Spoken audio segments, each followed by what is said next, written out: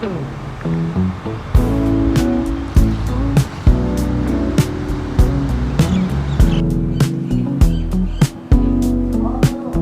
alaykum hurmatli ustozlar.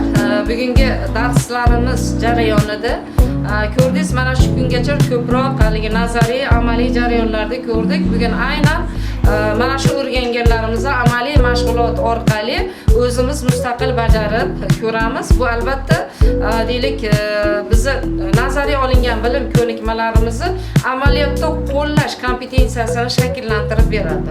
Albatta bu yerda biz ko'proq qiziqarli tajribalarga urg'u berdik.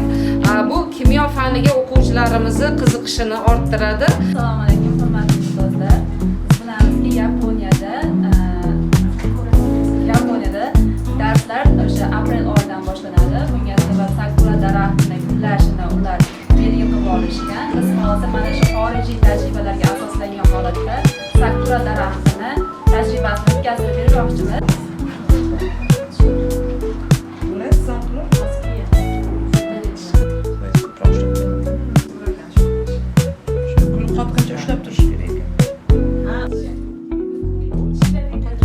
Mana gulimiz tayyor bo'ldi.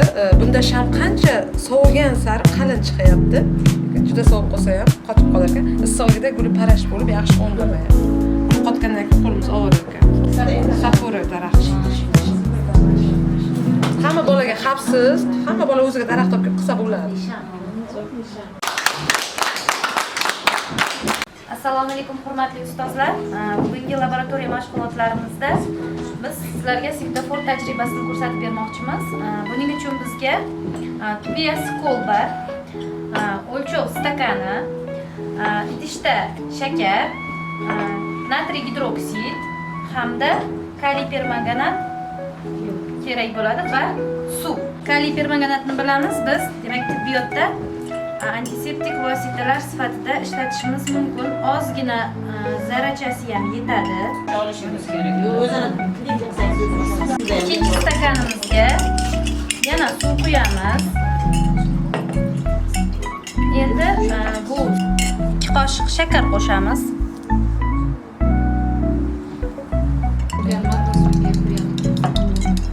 Demak, bu yerda rang o'zgarishni boshlaydi.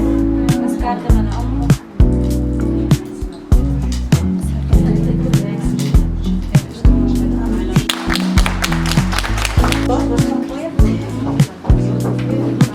tajribamiz nomi sun'iy qora ilon tajribasi.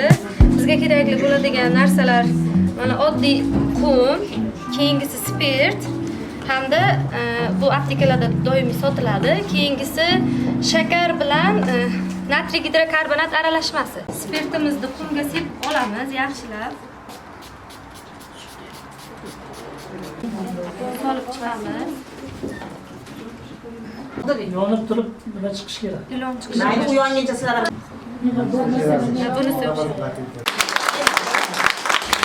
Assalomu alaykum. Navbatdagi tajribamiz uy sharoitida tayyorlasa bo'ladigan, ya'ni har qanday o'quvchi darsdan keyin o'zini uyida bor mahsulotlardan qilishi mumkin. Bizga kerak bo'ladi idish, alyuminiy folgamiz. Buni tayyor qilib kelganim uchun alyuminiy folgamizni sharik shaklida tozalaydigan vositamiz, ya'ni bu ishqorimiz hisoblanadi. Iliq suv, issiqroq suv kerak bo'ladi agar tajribamiz tezroq bo'lishi uchun. Tozalovchi vositamiz, yana qo'ying ozroq. Iltimos. Nishidi. Suv erib ketdilar. Sharik shaklida tayyorlab olganlarimizni ketma mana ahamiyat beraylik, chiqishi boshlaydi. Bor edi. Endi bu yerda gaz ajralib chiqishini bilishimiz uchun bo'ldi yetadi o'rtoq.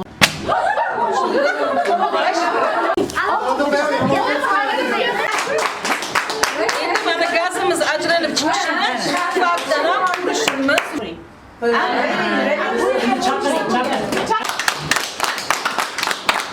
İsmim İlyas Usmonaliyev. Kosonsoy tuman 27-umrda ta'lim maktabi kimyo fani o'qituvchisiman.